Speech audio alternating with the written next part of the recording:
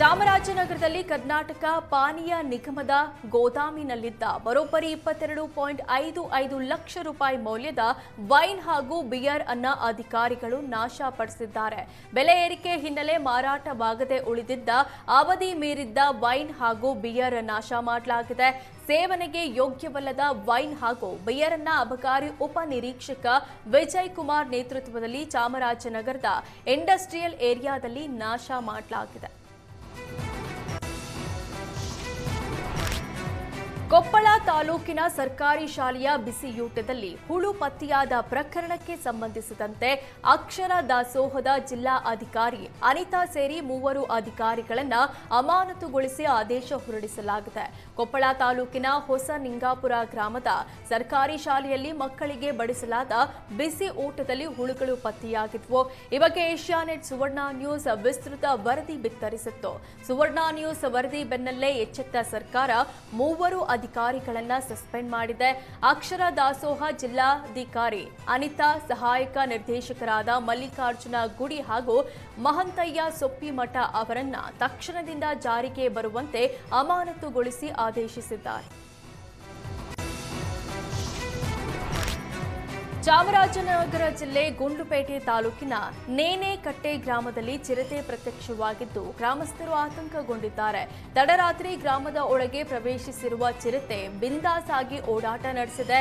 ಚಿರತೆ ಚಲನವಲನ ಸಿಸಿಟಿವಿಯಲ್ಲಿ ಸೆರೆಯಾಗಿದ್ದು ಅರಣ್ಯ ಇಲಾಖೆಗೆ ಮಾಹಿತಿ ನೀಡಲಾಗಿದೆ. ಗ್ರಾಮದ ಸುತ್ತಮುತ್ತ ಚಿರತೆ ಕಾಣಿಸಿಕೊಳ್ತಿದ್ದು ಚಿರತೆ ಸೆರೆ ಹಿಡಿಯದ ಅರಣ್ಯ ಇಲಾಖೆ ಅಧಿಕಾರಿಗಳ ವಿರುದ್ಧ ಗ್ರಾಮಸ್ಥರು ಆಕ್ರೋಶ ವ್ಯಕ್ತಪಡಿಸಿದ್ದಾರೆ.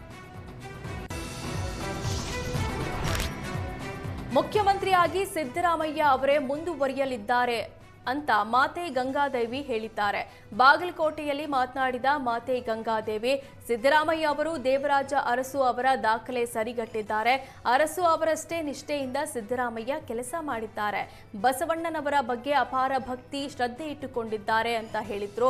ಡಿಕೆಶಿ ಕೂಡ ಒಳ್ಳೆಯವರೇ. ಸಿದ್ದರಾಮಯ್ಯ ಅವರಿಗೆ ಒಳ್ಳೆಯ ಅನುಭವ ಇರುವ ಕಾರಣ ಅವರೇ ಸಿಎಂ ಆಗಿ ಇನ್ನೂ 2 ವರ್ಷ ಮುಂದುವರಿಯಲಿ ಅಂತ ಕೂಡಲ ಸಂಗಮದ ಬಸವ ಧರ್ಮ ಪೀಠಾಧ್ಯಕ್ಷೆ ಮಾತೆ ಗಂಗಾದೇವಿ ತಿಳಿಸಿದರು. ಇಂದು ಸಿಎಂ ಆಗಿರುವಂತಹ ಶರಣರಾದಂತಹ ಮಾನ್ಯ ಸಿದ್ದರಾಮಯ್ಯನವರು ದೇವರಾಜ ಅರಸು ಕಾಲದಲ್ಲಿ ಅವರೇನು ಕಾರ್ಯ ಮಾಡಿದರೋ ಅದೇ ಥರ ಇವರು ಕಾರ್ಯವನ್ನು ಮಾಡ್ತಾ ಇದ್ದಾರೆ. ಅಷ್ಟೇ ಅಲ್ಲ, ಬಸವಣ್ಣನವ್ರ ಬಗ್ಗೆ ಅಪಾರವಾದಂಥ ಭಕ್ತಿ, ನಿಷ್ಠೆ, ಶ್ರದ್ಧೆಯನ್ನಿಟ್ಟುಕೊಂಡು ತಮ್ಮ ಪ್ರತಿಯೊಂದು ಭಾಷಣದಲ್ಲೂ ಕೂಡ ನಾನು ಬಸವ ತತ್ವದ ಅನುಯಾಯಿ, ಬಸವಣ್ಣರ ಅಭಿಮಾನಿ ಅನ್ನುವ ಮಾತನ್ನು ಅವರು ವಿಚಾರವನ್ನು ಪ್ರಸ್ತಾಪ ಮಾಡ್ತಾ ಇದ್ದಾರೆ. ಅದಕ್ಕೂ ಇದಕ್ಕೂ ಸಂಬಂಧ ಇಲ್ಲದೇ ಇದ್ದರೂ ಕೂಡ ನಾ ಈ ವಿಚಾರವನ್ನು ಪ್ರಸ್ತಾಪ ಮಾಡ್ತಾ ಇದ್ದೀನಿ. ಈಗ ಯಾರು ಏನು ಅನ್ನೋ